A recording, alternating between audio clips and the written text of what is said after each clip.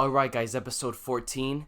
Today we're going to do things a little bit different. We're going to be talking about the news, and we're going to talk about what the NBA will be like if they took up the NFL format for the playoffs. One game, single elimination. Well, what do you know? Kyrie's back.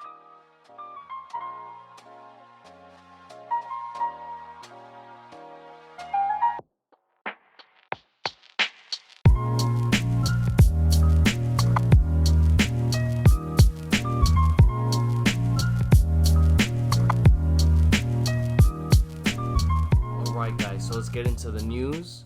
So first up, we know we're close to the trade deadline. The Grizzlies are adamant that they will deal Iguodala by the deadline. That's gonna be a really big key into like who gets him. It's kind of like whatever team he goes to, that's gonna be a big piece. Now I'm assuming it's either gonna be the Lakers. I would assume, right? Like Lakers would want to go for him. I'm pretty sure that they want to go for him, but I don't know, like the logistics. You know what I mean? Like what would they give up? Do they have like the players too? Because Andre Iguodala is on a $17 million contract, so it has to go down to like, I think Danny Green's getting about like $14 million or something. So they would have to kind of get rid of Danny Green. Do you want to get rid of like your spot up 3-point shooter to get a 3-and-D guy like Iguodala? I don't know. I mean, but it'll be cool to see him on the Lakers. I think he would be really good on the Clippers. That's just me though. That would be crazy. I feel like that would be the Clippers would be so much more of a. I mean, even though the Lakers are the best defensive team in the league right now, which a lot of people weren't really expecting. We were both expecting that the Clippers were going to be the best defensive team in the league, but it'll definitely put them up. It'll definitely be, for example, like we were mentioning how LeBron has been having trouble with when he's playing against the Clippers. Like he's been only scoring about 20 points. Kawhi Leonard's like shutting him down. Just imagine that if you're in your rotation, you have Kawhi Leonard, Paul George, Patrick Beverley, and Andre Iguodala. They could all like really get into LeBron's head. Patrick Beverley has a psychological type of defense. Paul George is a great 3-and-D kind of guy also, and he's just an overall all-star. Andre Iguodala is pretty much he is the reason that the Golden State Warriors won the first title. Finals MVP. He won Finals MVP just because of his work on LeBron, and obviously Kawhi Leonard shuts on LeBron every single time. So, I mean, that would be insane. I feel like that would be like their missing piece, like their final piece. Because I mean, they've been struggling. Like a lot of people have been saying that, they're disappointed with the Clippers play, that they thought that they were gonna be, higher in the standings. But like I've always said, I don't really worry about that too much. They're more of a playoff team. Yeah. They're not a regular season team. I mean, I think at least I knew that coming into the season that we weren't gonna see the Clippers blow out teams left and right, because that's just not their identity. Whereas the Lakers are more Showtime. They're more like regular season, like box office. Whereas the Clippers are more like they're more conservative with their play. Yeah. So they kind of remind me more of like an old school school kind of like the Spurs when we were playing them. It's kind of like they're more about kind of fundamentals, play slower pace, but defensively they're like they still go crazy. It's just that they just haven't gotten the wins and stuff like that. No, and just to one last point, I honestly think Doc Rivers would utilize him so well. Yeah. That would be awesome to see, and I really hope he goes to the Clippers. But I mean, I think Andre Iguodala going to a contending team would just be really exciting to see nonetheless. Yeah, and I mean, right now the Clippers are 4th in the West. So if he goes to the Clippers, I'm pretty sure they could kind of bump him up, and so like at least and even then and then Kawhi Leonard's like he has that whole thing of load management and stuff like that. Just put in Andre Iguodala whenever Kawhi start on Andre Iguodala when Kawhi Leonard's on load management. That's a really good kind of band-aid fix, or not even a band-aid. Like Andre Iguodala is a starter on his own. When Kawhi Leonard is on load management, he can start, and they're really not gonna miss that much of a beat. So second up, our Miami Heat signed Chris Silva to a 3-year deal, so he's no longer a 2-way contract player. He's on a real deal, and apparently the Heat are signing another 2-way player. That what this seems like to me? Pat Riley's cooking something up right now. Oh. He's cooking something up. He is. Pat Riley, I mean, I read that the reason they put him on a 3-year deal, or not the reason, but the fact that they put him on a 3-year deal means at the end of the deal, they have bird rights for him. So that means that they can exceed the salary cap for the team if they decide to re-sign him. So I think that's kind of what they did with Whiteside on his deal on his first deal, but it was only for a year or two or whatever it was. I think it was a 2-year deal instead. So imagine if he can have like that kind of, I mean, it's gonna be really hard to have that kind of output, like just like Whiteside did, like that kind of story. But I don't know, man. He's playing that chess. just means, yeah, he's playing chess, bro. This is chess, not checkers. Now, also, there's been reports that Riley has big plans for the Heat. He has that cap space, and he has that culture. Good job, you dropped your phone. But everybody, I mean, like, it's hard to like see it from the outside because since we're from Miami, obviously all we hear about is the culture and everything. But now we're really noticing that on the outside perspective, people are noticing the culture of Miami. People want to play for Miami. It's crazy. It's like we've known it because we're from Miami. We've been to the games. We know what it's like. But for it to get like the exposure it's getting now is big for us. But that's what everyone's been missing. That's what I'm saying. It's Miami. We're different. And the reports are coming because of the cap space and the culture, and Pat Riley's able to kind of lure in superstars. Everyone's thinking Giannis Antetokounmpo. It's funny because I was talking with my brother about this. We were already making headlines. The Greek freak on the beach. I mean, we could just do anything right now, bro. I think Jimmy Butler, Giannis Antetokounmpo, Bam Adebayo, Tyler. But we got dogs, bro. Like I feel like this system. I mean, I don't want to jump the gun too fast. I don't want to be like a Knicks fan right now and say we're gonna get everyone because I'm gonna be realistic about it. But it's exciting just to think about because it makes the most sense. We have a team that just complements his style of play so well. Exactly. And Giannis, think about it. When in the offseason, Giannis isn't like playing with other players. He likes staying with his team. Bro, you got South Beach, bro. What other place do you want to go to? So next year is his last year on his contract, getting $27.5 million. And he's going to be an unrestricted free agent. So he's there, bro. Like, I think the only reason or the only way that he'll come to Miami is if we keep, I think no matter what, like the team that we have now, I don't think it's going to change from this year to next year unless Riley makes some big moves like during the trade deadline. Yeah. But for the most part, I think we're going to stay kind of like how we are next year. I think we're going to have the same kind of level of success because we're just going to be a whole year together. I don't think the team's really going to change that much. And then, because we're still going to have cap space no matter what, even with all the players we have. And I think the only way that he'll come here is if he doesn't make it to the finals this year, or maybe gets swept in the conference finals or has trouble in the conference finals this year, and doesn't do, also the same thing happens next year and he gets frustrated with the Bucks, and the Bucks don't make moves, I think Miami is like the clearest place to go to. You have an open spot for the small forward position.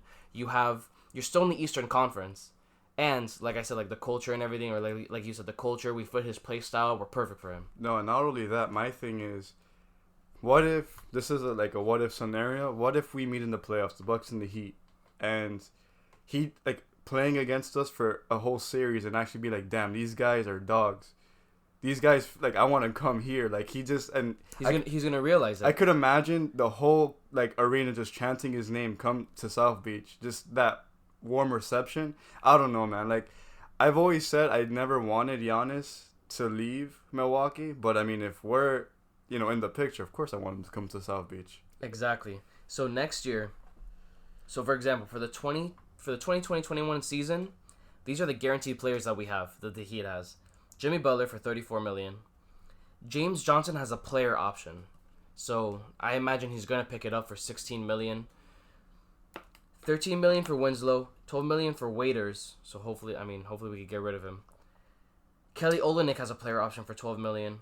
Tyler Hero, Bam Adebayo, Kendrick Nunn, Duncan Robinson, and KZ Okpala, but he's like I think he's one of the two-way players. And then now this isn't completely updated, but for example, now Chris Silva is guaranteed, and I don't know, man.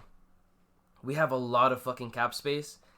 I think if like right now, for example, Myers Leonard, Goran Dragic, Udonis Haslem. I think Udonis Haslem is gonna retire after this year too. No, yeah, I think so too. But he's only getting 2.5. But Dragic and Myers Leonard together are getting combined $30 million.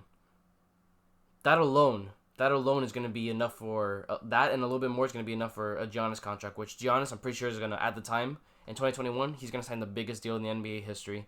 He's probably gonna make like, I don't even know what's the biggest deal now. I think it's like 37 million. He's probably gonna get 37, 38, 39, 40 million depending on what the rules are, and we can afford it. I'm just like a kid on Christmas right now. The more we talk about it, I just feel like the more it's gonna happen. I don't know. It's crazy, bro. I don't know. I mean, it's not this offseason. No, it's still a whole year from now. Anything could happen, obviously, but just knowing that it's a possibility. Everything's turning our way. Because like if we think about the Heat's history after LeBron left, like we had shit luck, bro. We lost Bosh. You know, no one wanted to come to Miami. We thought that Riley might have lost his touch, and then all of a sudden, we have this new renaissance going on in Miami with Jimmy Butler. And just to think, like... It's crazy. The whole culture thing was... It really started as, like, a marketing thing when LeBron left.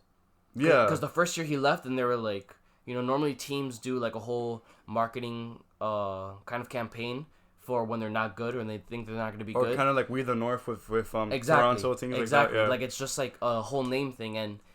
If you're really good with it, it becomes your identity. Like, now We the North is Toronto Raptors thing. Like...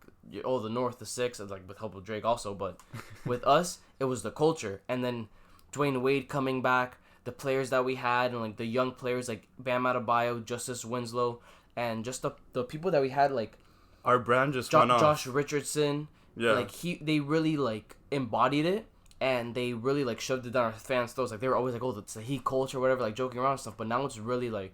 Even in the arena, there was a big ass banner that said culture. It's still there, and it's like, it like you said at first it was like a marketing thing, but it stayed around for so long, it became successful. It was just so true that it just now players are really noticing like, oh shit, yeah, like look at our history. You know, even when we won our first title, we were 16. Like our whole thing was 16 strong. Like it was about the culture. It was about having like it doesn't matter who you are. You know, we're 15 players. We're gonna win. You know what I mean? Yeah, and I think we kind of take Pat Riley for granted sometimes because like we look at the players, but what Pat Riley's been able to do with this organization, I'm just so like blessed to just witness what he's doing, and it's like it's just amazing. And for sure, like he's gonna retire soon, so if he's able to get Giannis next offseason and just end strong like that, that's gonna be like his send off. So damn, dude. So. The Utah Jazz. So we're gonna continue from that. So the Utah Jazz, 10-game winning streak. Bro, the Utah Jazz to me, like, they were one of the teams coming into the season that I was pretty excited to see. They started the season a bit slow. You know, they didn't really look like a contender or anything like that. But 10 straight, and they're right behind the Lakers right now. Yeah, second in the West. That is, I mean, just it goes to show anything can happen in the course of a season. That's why, like, I feel like this league in particular is just so unique in the sense that it's not over till it's fully over. I mean, then again, they could be second this week, and then next week they could go back to like being fourth or fifth. Yeah. But damn, like, props to them. You know, they're gonna be. I honestly want them to do well. And I don't know, I'm just really happy for them. 10 games and especially in being in the West. Now, granted, I saw the teams that they were playing against. They weren't really like, you know, elite teams. But even then, like a 10-game winning streak is a 10-game winning streak. Yeah, I mean, just the fact that they're able to kind of like keep up that momentum and just getting a 10-game winning streak, no matter what the schedule is. Like obviously, if it's like a road game and shit like that, then it's obviously harder and it means a little bit more. But just when you win 10 games in a row. You're getting confident. The team's really blending together, and I think it's kind of better when it's weaker teams because then I don't know, they could kind of try things out a little bit more. Now they just got Jordan Clarkson, so now they're able to kind of implement him a little bit more and see how well he fits into the system. And I mean, it's obviously been working. Yeah. So the New York Knicks are apparently opposed to trading their first round draft picks. So they're staying, I mean, you can interpret this one of two ways. One, they're expecting to not be good for a while, so they want to draft talent. And two, they're just being fucking stupid. Like, if you're trading and people are asking you for a first-round draft pick, their first-round draft pick this year is going to be worth a lot. Like, it's going to be a top 5 pick. Because, I mean... What's their record right now? They're literally 11-30. They're second to last in the East. So that right now, if the season ended right now, there would be a top 3 draft pick, or in terms of like the chances. And they don't want to give that up. It's even no matter for anybody. So they're obviously looking more towards the future instead of having permanent solutions. I guess that's kind of mature for them, but then again, it depends on what the fans want and what the team wants. Now, they also asked about Andre Drummond as a potential target, and they're saying that Julius Randle and I don't even know how to say this guy's name, Ntilikina, whatever. They're gonna be probably involved in that deal. But do you think the Pistons will go with it if they don't get a first round pick? That's kind of like the whole point of trading your superstar. It makes no sense. Exactly. Like no one's gonna give you Andre Drummond without giving them a first round pick. This isn't 2K, bro. Literally. Like, I mean, first and foremost, like I've said this before, I don't want my boy Drummond to go waste the rest of his career on the Knicks. But I mean, I don't know, man. It's just kind of like a gray area in the league. Like it doesn't make any sense, like at all. Like I said, I mean, I don't know. There's like not much to say. So moving on, the Los Angeles Lakers. So LeBron passed 2 people on 2 different lists. LeBron passed Isaiah Thomas for 8th on the all-time assist list this week, and passed Michael Jordan for 4th in the all-time field goals. GOAT, bro, the GOAT. King James. Also, the Lakers there's apparently rumors that they're willing to move anybody on the roster but LeBron and AD. Kyle Kuzma. So, I mean, like we said last week, I hope like Kyle Kuzma either gets more minutes, becomes more intricate in the game plan, or at least goes to a team where he could be a star. I think he has that potential. I mean, obviously, they're not going to... For a second, I was reading, I'm like, they're willing to move anyone, including LeBron and AD. Like, what the fuck? But, no, it makes sense. But do you think it's LeBron's doing or it's the Lakers? I don't know. I have a feeling this year it's more the Lakers. I think it's more the Lakers. Because, I mean, I think you know when it's LeBron. Yeah, like it's like on the Cavs when they were just fucking signing people, trading people and shit like that. Like, you could tell that it was LeBron. Like, he was frustrated with the team, but right now they're doing insane. Great. And I think they're just... I don't know. I feel like I'm kind of hesitant for the Lakers to do trades and stuff because like it's obviously the chemistry, working. the chemistry. Yeah. I think what would happen is, I mean, I don't think they'll get bad by any means. I mean, it's the fucking Lakers and it's LeBron, it's AD, it's a great organization at least now. But I don't know, like moving people mid-season, when you've been playing with these guys and they seem to be playing well together. Yeah. But I don't know. Who do you think they would move? I mean, the biggest names have been like, well, the biggest name is Kyle Kuzma, and in the headlines it's always been like, or it's recently been like trading Kyle Kuzma for Bogdanovich from the Kings. So that would be one move. I mean, other than that, like they're not gonna be able to get a superstar just because they don't have the cap space. I don't think I would want them to get a superstar. I would want them to like just get like they can try to get like we said earlier, Andre Iguodala. But I think for Andre Iguodala, you're gonna have to give up some pretty good players. For example, Danny Green would have to leave, and just in terms of cap space, I mean, I don't know 100% about the rules, but their contracts don't match. There's another like $3 million missing. Do you give cash considerations? Do you give a first round pick? Do you give another player to fill up that cap space kind of thing? Who would they give up? I don't know. And I mean, again, like another player, DJ Augustine was said that he might be traded for the Lakers. That's a kind of easier trade to make because he's a lower end player, so they can kind of do those kind of moves. But I don't know. I think if they do trade anybody, it's gonna be lower end players. It's gonna be like the second or third string players. It's not gonna be like, I don't think it's gonna be Danny Green. Obviously, like I don't think it's gonna be Rondo. I don't think it's gonna be obviously not LeBron and AD. But I think at the center position, I don't think they're gonna move anybody. Yeah, I'm pretty sure Dwight Howard, McGee, and Howard. I mean, and and Anthony Davis are going to stay there. Yeah, of course. No, I wouldn't want Dwight Howard, I mean, to move anywhere. He's been filling in his role perfectly. Yeah. He understands what he has to do, and I don't know. It's just kind of an interesting thing because, well, and it's interesting in the sense that whoever they do get, LeBron will for sure make them better.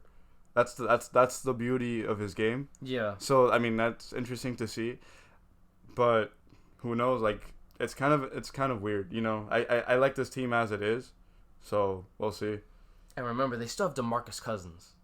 I forgot. I kind of forgot that he was on the team. Like, I don't know if he's gonna make an impact when he comes back, but probably not. That's insane. The only impact he's gonna make is to his knees, bro. Fuck. So next up, the Brooklyn Nets. Kyrie Irving returned, bro. Kyrie season-ending surgery. Irving, like, he scored 21 points in his return. Did he lose? I think he lost, didn't he? I believe they lost. Still, let's look that up. But I mean, I don't know, man. Like, which goes back to what we've been saying the past couple of weeks. Like, the pressure has really started getting where like people were really starting to stay like, or people started really saying, bro, like, where's Kyrie? Why hasn't he been playing? What's up with this? Like this shit is weird. No one's talking about it. He hasn't talked about it. He hasn't came out yet. Like, what's really happening? You know what I mean? And I think he kind of like saw all that, and there was pressure on him to come back. Yeah, and not only that, I'm seeing here that Kyrie scored 32 on last night, and it still lost versus Utah. Yeah, so he I mean, if you score 32 points, there's obviously, I don't want to like talk shit about his injury and shit, but bro, 32 points and 11 assists, and they lost, and you were out for 2 months. I don't know, like, and that 21-point return was in a win against the Hawks. I saw something online that I kind of wanted to bring to the pod, and it's like, do you think? Well, how I see it is, he didn't want to come back or play against his former team, which was the Celtics, and we knew how big that was. But to come back against a team like the Atlanta Hawks, and to what are you really proving? Like, you're going against the Hawks, for crying out loud. I mean, if it was like, well, I don't think it was like a real injury thing, but if it was a real injury thing, I think it kind of makes sense to come back against like a lower end team. But I don't think it is. Like, I think he just kind of came back and kind of did that to mask the fact. No, that's what I'm saying. Like, do you think he's just doing it to, like, I guess, it's like, make it more valid that he had a thing or something? I don't fucking know, dude. Dude, like, I don't know. Like, I'm glad he's back, but it's like, I think it's kind of adding on to, because imagine if he plays every single game from now on till the end of the season. So what was the point of him missing that time? Exactly. Like, then you obviously weren't fucking injured, because it wasn't even like, for example, like with Zion Williamson, they were saying like you were getting updates. Okay, what was his injury? Like, he was like meniscus or whatever. Yeah, like, so it's like, okay, he had a torn meniscus. He has his knee problem. Then he's gonna start working out end of December, and that was the news because there's no update from then between them. But you knew, like, okay, he has a tentative date, and this is his problem. But we didn't know anything with Kyrie, which makes it weird. Exactly. Yeah. So then it's like, okay, then we kind of got updates. Oh no, Zion Williamson, because the before was saying that he was gonna come back late December, early January. No, it's getting pushed back. Okay, he's starting this. Okay, he's starting working out with the team. Okay, now he's doing 5-on-5. You know what I mean? With Kyrie Irving, it was just one day. Oh, he has a shoulder problem. The next thing you heard, oh, he's bitching on Instagram about the Celtics game, and then after that, it was nothing. Like, he's writing poetry, then months later, he's like, oh, well, he's gonna have a season-ending surgery, and then now we have him scoring 32 against the Utah Jazz. Like, what the fuck? You literally don't hear from him for 2 months, and then he's contemplating season-ending injury. A week later, oh no, he's coming back. He went to go get milk for 2 months, bro. Bro, I don't know, man. Like, for me, it was just weird. It was a whole weird situation, and especially with those rumors in the beginning of the season. He's a weird guy. Yeah, he's kind of a weird guy. Like, I mean, I like Kyrie. He's a good player, but like he's weird. Especially with like all the stuff in the beginning of the season of like the mood swings and stuff. I think that just definitely has to do with it. I don't know. I just really hope he learns from it, and I just don't want a part 3 to this saga. I mean, if he could stay with the Nets and they could do something, let's just move on from it. But just cut the shit, Kyrie, man. You have a team that needs you, that depends on you. You went there for a reason. You're the leaders, apparently. I don't know, man. It's weird. So, the Pelicans, well, here, Zion Williamson actually has a return date, January 22nd. Zion Williamson is coming back to the NBA January 22nd. That's exciting. It's against the Spurs next week.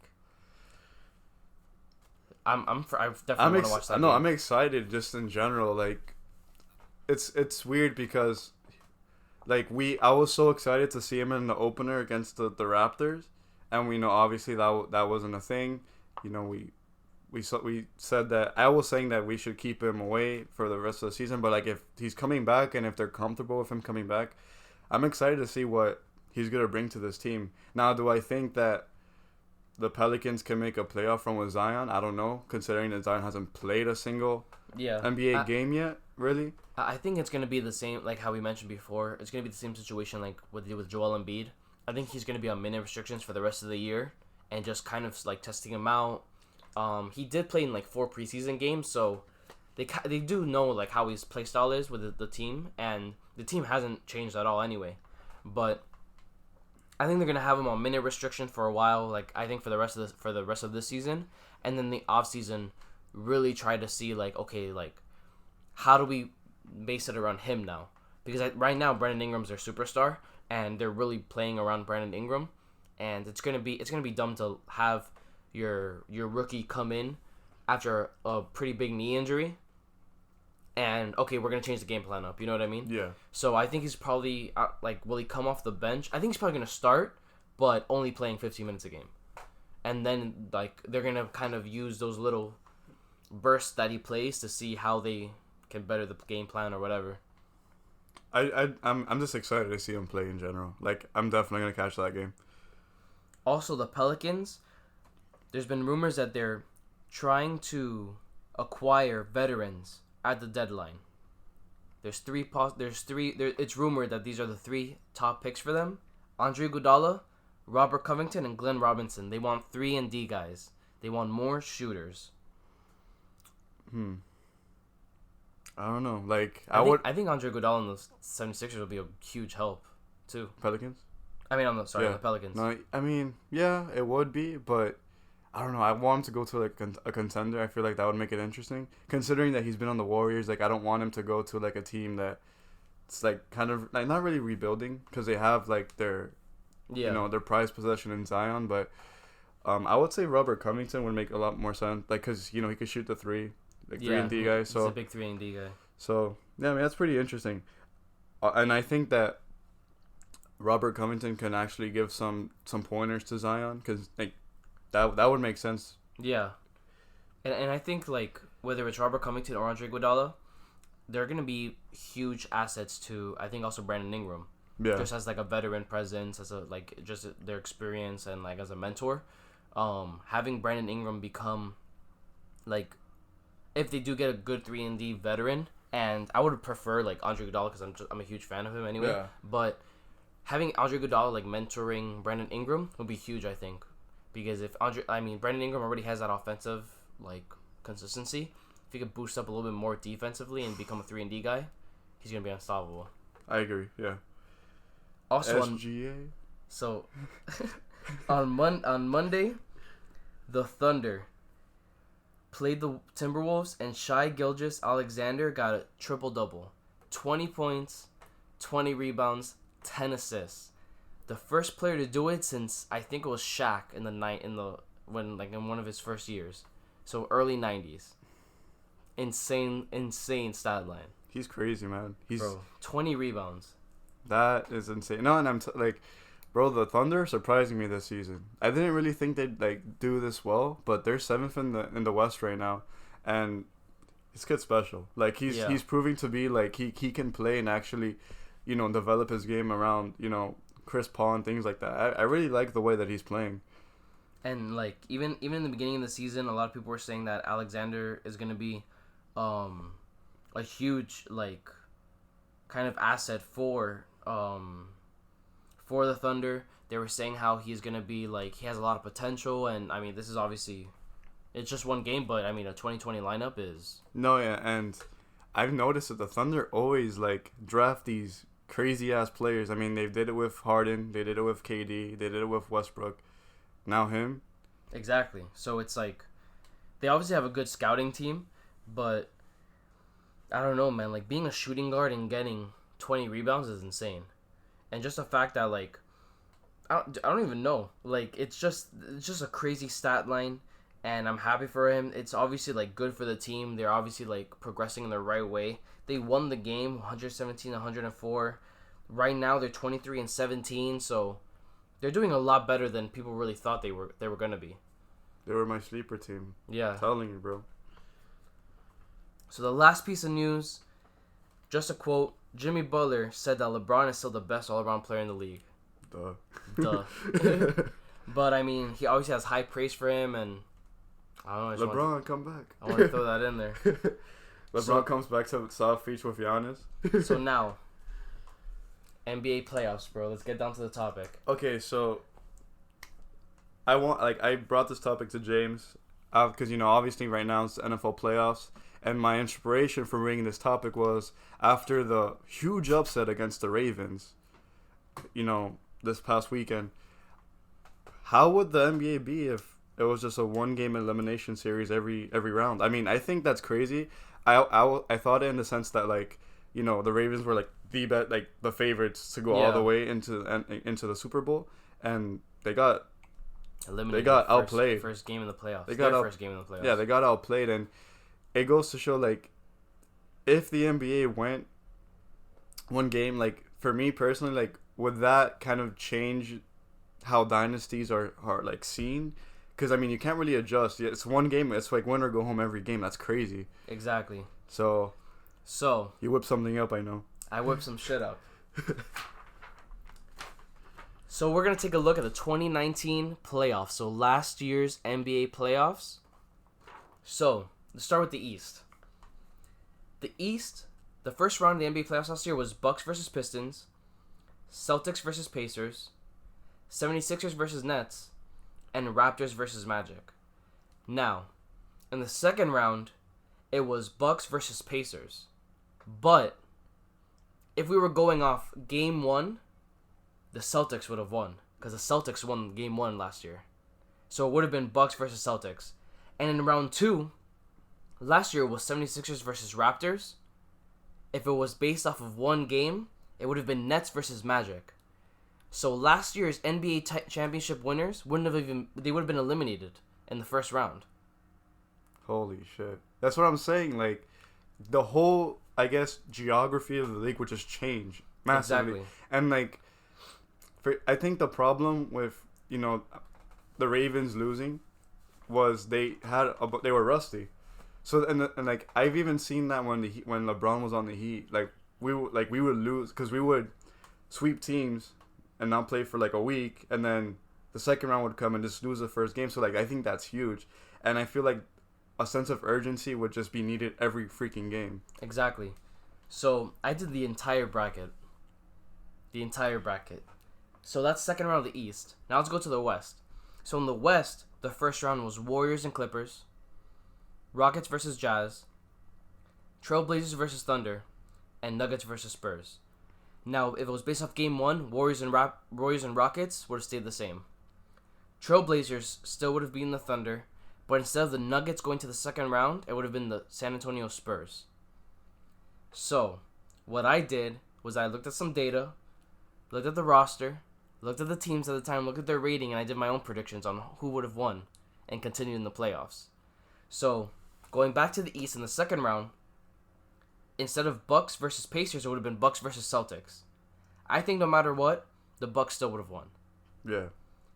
Now, instead of 76ers versus Raptors, would have been Nets versus Magic. And I think for sure the Nets would have won. Because I think the Nets had the leg up on the Magic. The Magic's...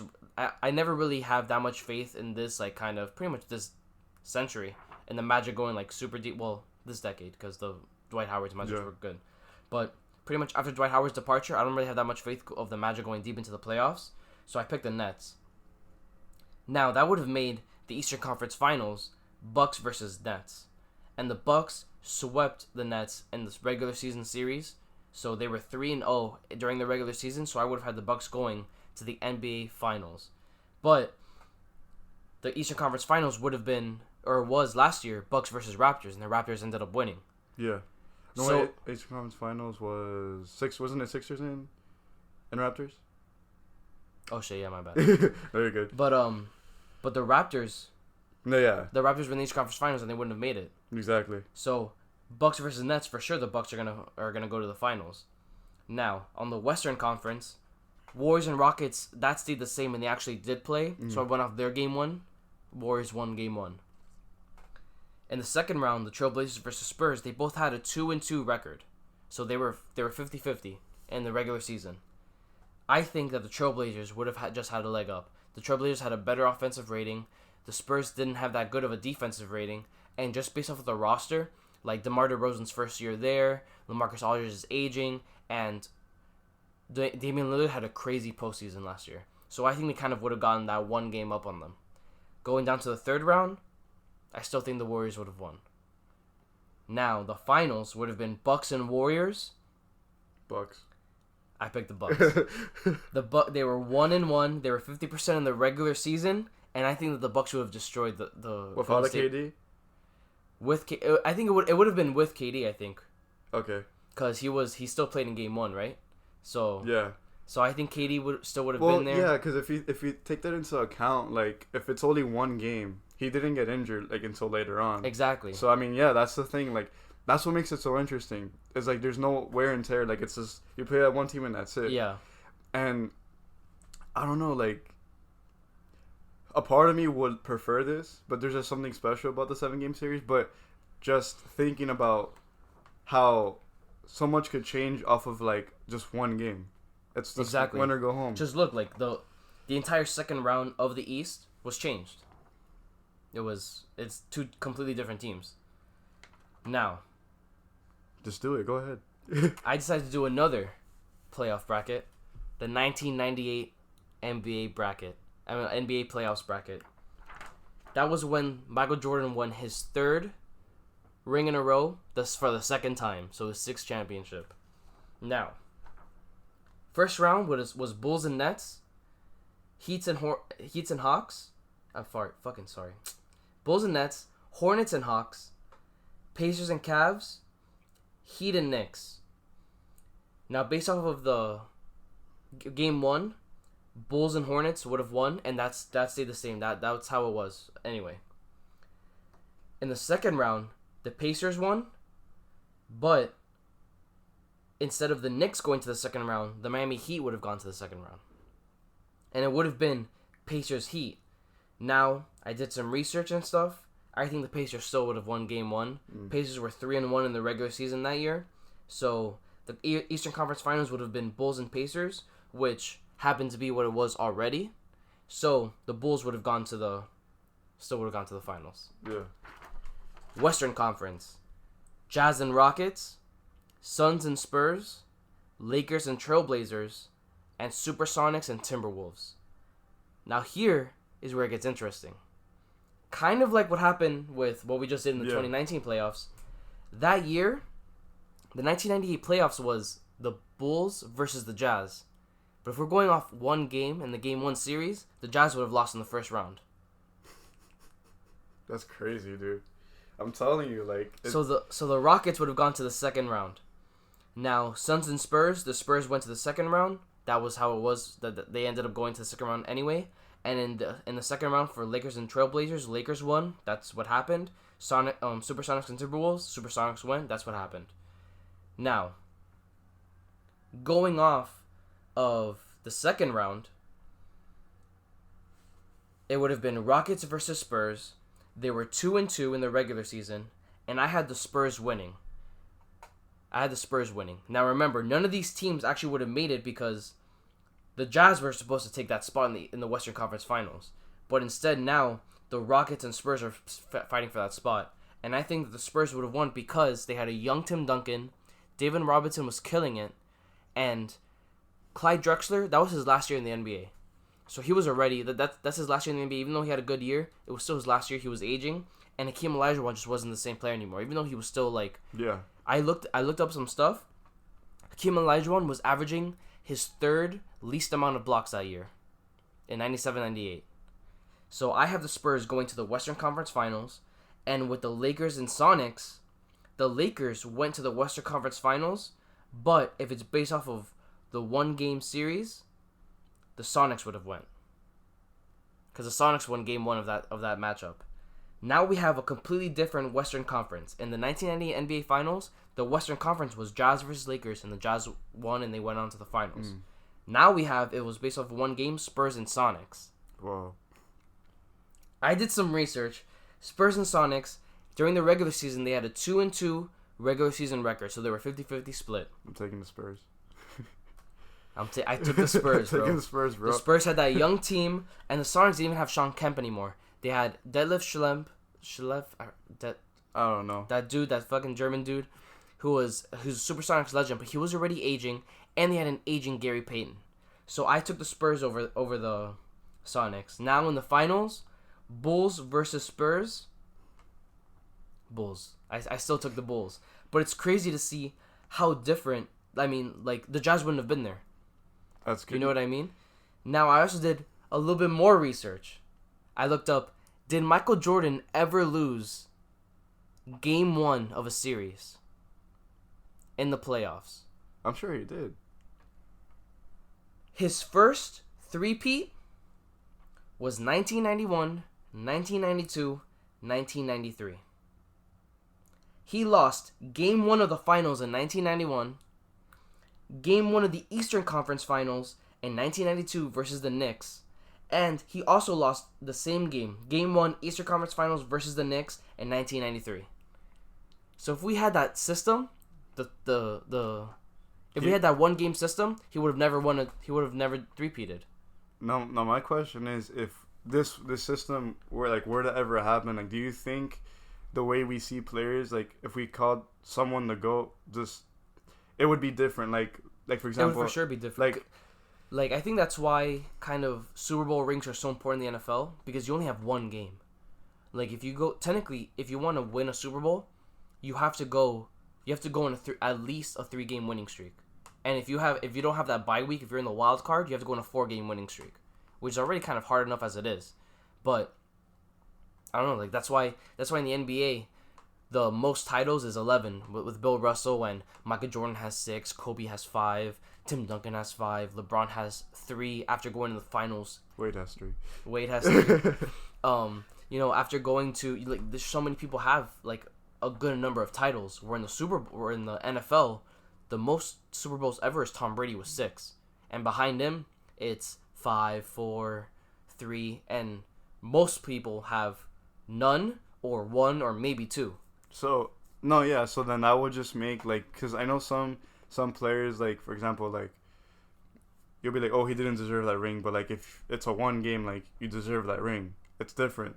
There's exactly. just so much weight into that meaning of getting that ring. Yeah. So that's what I mean. Like, would we call, like, Jordan clutch if he didn't win 4 in a row, 3 in a row? Like, exactly. You could just adjust. It's different. Like, when you're playing a team consecutively for 4 straight games, 4, 5, 6, 7 games, like, you know their tendencies, but when you can't learn if it's just one game. Exactly. And even in 1998, in this playoffs, he lost Game 1 versus the Jazz in that finals. So let's say the Jazz didn't lose in the first round, they probably would have beaten the Spurs, and they probably would have beaten the Sonics. But if they go to the finals, the Jazz won Game 1. That's what I'm saying, bro. So, like, the legacies would have been different, the NBA would have been changed, and even then, like, if you look even deeper into it, like, the meaning of championship, for example, the Raptors are doing really good this year, but they won the title last year because of Kawhi Leonard. Yeah. If it would have been a one-game series, it wouldn't have mattered. They lost in the first round. Masai Ujiri wouldn't have been, like, the kind of... Like, the headlines would be so much different. Exactly. It's like, our definition of the GOAT, our definition of clutch, like, the definition in general would just change, and I feel like a lot of people, like, criticisms would be a lot harsher. Because, like, I don't know, it's crazy. It's insane. And I feel like a part of me would want to see how that would be. But, I mean, we're so used to seeing the regular system that it's like, that's and what I mean, like, just imagine, like, I think also players have less of an edge because of the 7-game series, because it's like, okay, if we lose, like, the first 2 games, we can still come back. Because even then, in the 1993 series, Michael Jordan lost the first 2 games. So, and he came back. I think they won 4 straight after that. Michael Jordan obviously had that edge and that kind of mentality of, taking over. So those 2 losses obviously motivated him to win the rest, to win 4 straight. But just imagine seeing, like, a player like Kobe, Michael Jordan, LeBron, knowing that, okay, this is it. Like, this is the one game. I feel like LeBron, if it was like that, LeBron would have had, remember that game that you always talk about with the Celtics? Of course. That he went fucking crazy. That's like the best game I've ever seen. That he had that look in his eyes. I feel like every playoff game would have been like that for LeBron. And that's the thing. It wouldn't, like, you wouldn't have time to relax. You wouldn't have time, like, oh, it's just like you said. It's one game. It's like, no, we have another one next week. We got to take it one game at a time. It's not like, oh, okay, like, this game's at home, and then after next game, like, it won't be at home or whatever. Do you think if it was like that, LeBron would be a completely different player? Like, he wouldn't be on Instagram, like, freaking just eating shit, because it's like, I mean, not that he's on Instagram during the playoffs, but like, his demeanor would be completely different because the meaning of it would just change entirely. Yeah, exactly. So, like, I don't know, it's crazy to think. Like, I wanted to look at the, like, some past years and stuff and to see how much it would have changed. I really wanted to use a Bulls example, but that they wouldn't make it to, like, the finals and shit. And those were, like, a couple from 1991, 92, and 93, but still, man, like, they were pretty dominant. But it's just crazy because, like, I'm sure if we look at all of them, like, every NBA playoffs, I'm pretty sure we would have had completely different, champions. Like, for example, last year's, it wouldn't have been the Raptors. They would have lost in the first round. The one we talked about, the Jazz wouldn't have even made it. But what if instead the Lakers went to the finals? Because, for example, I think the Bulls would have beaten the Spurs, I think, and the Supersonics. But let's say, what if the Lakers went to the NBA finals? Yeah, like, I saw with Shaq and everybody. Yeah, like, that's an insane finals. I saw this crazy stat where LeBron's never lost in the first round, and that there's like a headline like, that's why he's so clutch. But I'm pretty sure he's lost game ones of that, so that would just change entirely. I don't know if I'm right, but I think one of the years, I think it was the year of our first championship or our second championship, we faced the Bucks in the first round, and I think we lost one of those games. No, we swept them. Oh, we swept them? I remember. Oh, fuck, never mind. We swept them entirely. Brandon Jennings thought he was going to beat us in 6. What a Oh, fuck, that's what it was. Yeah. No, but I believe the series after against the Bulls, that's what I mean. Like, we lost, like, the first game. We would always lose the first game against them and then sweep them after. Yeah, so it's like, everything would just be completely different. You don't have that, even like in the NBA, like, I think that's why home court advantage or home field advantage in the NFL means so much more. Because like, it's one game. Where in the NBA, you're just like, you're shifting back and forth. After in 7 games, if we go to 7 games, no matter what, like, let's say you get swept, you're still gonna play 2 games in your own home court. So I feel like it doesn't mean as much, even though it does mean a lot. But whether you play, like, in the NBA, it's really more of, because no matter what, it's really more of home court in Game 7, which is basically a 1-game series anyway, because you guys, if you go to Game 7, you beat them 3 times and you lost 3 times. So that's kind of like the 1-game kind of series kind of like feel, which is pretty much how, like, NFL playoff games feel like a Game 7. It's because every game's a Game 7. Now, here's another thing. If the playoffs were just 1 game, would players be in the league a lot longer? Like, what? I think that comes down to how they take care of themselves. And how they take care of themselves. For example, like, Klay Thompson and Kevin Durant would be playing right now. That's what I'm saying. Like, just like, everything would just be different. And I don't know. I feel like players wouldn't retire as early because that, like, for example, LeBron, he's played so many playoff games, but reduce it to 1 game a series. Would LeBron still be playing at a high, like, not that I'm not saying that he's not playing at a high level, because he is, but like, yeah, like, he would just imagine, like, it, for example, LeBron made it to the finals 8 years in a row, right? In those 8 years, you have to play at least a minimum of 16 games. That's what I'm saying. So that's, I gotta pull out my calculator. What is that? 8 times 16 is 128. So that's 128 extra games. That's 2 seasons worth, or not? That's 1.5 seasons worth of extra games. So 2019 LeBron would have been really playing like 2017 LeBron. You know what I mean? Like, in terms of, like, and remember, that's if they sweep every year. That's if he swept every year, which he didn't. Let's say if each game on average, instead of 4 and instead of 7, it went to 5, right? So 5 times 8 Wait, what was it? No, 16 games. Mm-hmm. So instead of 16, it would have been 20. So then 20 times 8, 160 games. So that's 2 seasons. Because 2 seasons is 164. Mm-hmm. That's like... That's crazy. That means that 2019 LeBron would have played like really kind of like 2016 LeBron. Now, in terms of like kind of wear and tear and things of that nature, but I don't know, it's insane. That's why like I want to bring this topic up because I just feel like I don't know. It's just like players it's like interesting to think about. Yeah, no, exactly. Like LeBron, like if we think he's dominating now, like just imagine like how he would really be playing if it was just one game. Like from the start of his career, like it was just one game. Like he would be undoubtedly probably one of the best players. Like because he maintains his body really well. Yeah. And he's been playing like 7-game series. And he's already playing. This is what, year 16? 17? Yeah, 17. This is 2020. It's year 17, and he's still playing pretty much at the same level he was playing at in 2010, 2008, 2009. Like he's consistently improved. Now, it's also to think if the playoffs were just one game, the season probably wouldn't even be 82 games. It would probably be, I don't know, like 40, 50, because like the nature of the sport.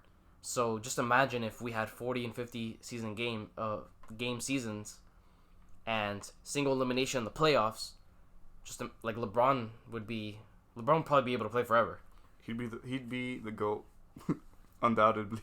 And it's also thinking like, cause one thing that LeBron and Michael Jordan have in common is that they really didn't get injured that often, and except for like Michael Jordan had a pretty big ankle injury early in his career, and he missed like a good chunk. But LeBron has never missed more than... Like, maybe last year was the most time he's missed. Yeah, exactly. And because, like, I think he had, like, a back thing, and he missed, what, like his groin injury. Yeah.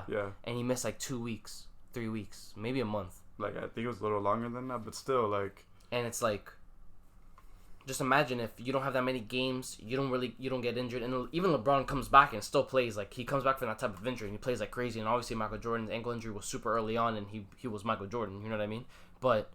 I don't know, like the chances of, I mean, I'm not an advocate of shortening the season. I love the 7-game format and the 82-game season, but I don't know, like it just would have been completely different. It would have been crazy to see. And also, like the reason they do it in the NFL is because like in football, you get your shit rocked, so they do it for like health and injuries and shit like that. But in the NBA, where it's not like it's a contact sport, but you're not fucking. It's not bodies flying towards each other. Now imagine if the league wasn't so bitch and we could actually be aggressive and shit talk and not get technicals and not get fined. Let's say, just to add on to what we're talking about, imagine the physicality of the 90s and just kind of like that grit and grind in this day and age with the one game. Just imagine in the 90s having a one game. Like, just imagine like when the Bulls played the Pistons. The reason why Michael Jordan didn't go to the finals like earlier was because the Pistons went twice in a row because they would literally like put him in chokeholds and shit. Lambeer, bro. Like I was watching the 30 for 30 about the Bad Boy Pistons, and I'm like, bro, imagine our Heat like that. I think that's that team we would be for sure. I think that's pretty much like basically. No, and imagine like that. Like imagine we meet the Pacers, T.J. Warren versus Butler, bro. That would be awesome, but like that's just a scenario that I just kind of like what if scenario, and I don't know like and just imagine with a 1-game series and that physicality, the physicality would have been doubled because it's one game. You have that one game. Like emotions will run high. Imagine Draymond Green under that pressure, bro. Dude, he'd get thrown out of every game. Just imagine like fucking Metta World Peace. Metta World Peace elbowed Harden just because. I forgot about that. Like just imagine in a fucking playoff game. Where he's like, this is the one game, you know what I mean? Like if you lose today, like you don't move on. Now imagine Clippers versus Lakers with that stake. I mean, home court doesn't really fucking matter because they're in the same arena. That would be insane, bro. I don't know. Maybe I should work for the league and I don't know, man. That's interesting. Just fantasizing about these type of scenarios and just kind of. I like the way that the league is now. I'm enjoying this season, but I kind of like just that physicality and just that intensity, and like, I've been watching a little bit more football, so I just want to integrate that, see how it would be with the NBA. That'd be really cool to see. But I mean, that's all I really have to say on that topic. So guys, like us, share us, give us 5 stars, share us on social media. You can listen to us on Spotify, Apple Podcasts, Google Podcasts, or on our website, theopenshot.com. Thanks, guys. Peace.